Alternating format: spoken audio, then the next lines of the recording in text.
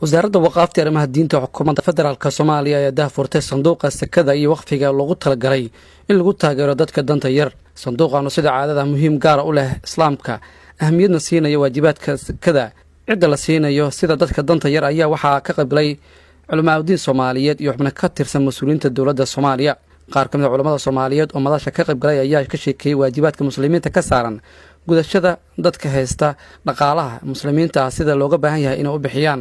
oo zakada ma aragtay dadka muslimiinta ah oo dalka jooga inay zakada ka faa'iideystaan ayay qaabaysteen oo maamulkiiba samaysteen. hatta kalimooyinkan ugu cusub diiwaanu zakaat ila fasiraya moogtahay macnaha waxa weeyaan waa xafiiskii ama maamulkii ama sanduuqii ama weelkii zakada maamuli lahaa lagu ridi lahaa laga bixin lahaa la qorsheyn lahaa wey in ummaddu ay iskaalmaysato wixii waajibaadana ay fuli karaan haddii la qaado daacad loo bixiyo khaasinul amiin loo dhiibo oo nafsadiisu ay ku raalli tahay inuu wixii la faray oo bixinayo inay markaas ummaddu ay anfacayso horumarna ay ku gaarayso. mudane marweyn barnaamijkan waxaan bilownay geedi socodkiisa 2017 ilaa intaa waxaa lagu howlanaa in jiha kasta iyo cid kasta oo uu khuseeyo barnaamijkani lagala tashado oo laga talageliyo oo loo bandhigo. sababahan ugu keenay arrintaasna waxaa kow ka ahaa in zakadu ay tahay rukni min arkaan al-islaam.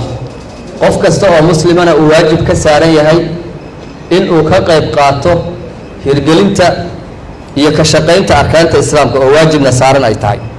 sahayaha wasiir ku-xigeenka wasaaradda waqaafta arrimaha diinta xukuumadda federaalka Soomaaliya Cismaan Aadan Dhuubow ayaa sheegay in wasaaraddu ay ka shaqaynayso sidii sharci loogu sameyn lahaa si la mid ah dalalka islaamka.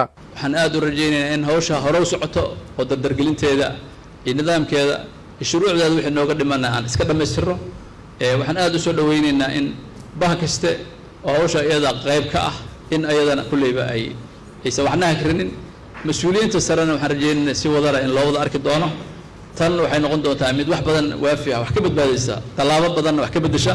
sahayaha wasiir dawlaha wasaaradda waqaafta arrimaha diinta xukuumadda federaalka Soomaaliya Cabdixakiin Xasan Ibrahim Ashkir iyo sahayaha wasiirka shaqada iyo arrimaha bulshada Sadiq Xirsi Warfaa ayaa sheegay in hoggaanka dalka ay ka go'an tahay garab istaaga dadka danta yar.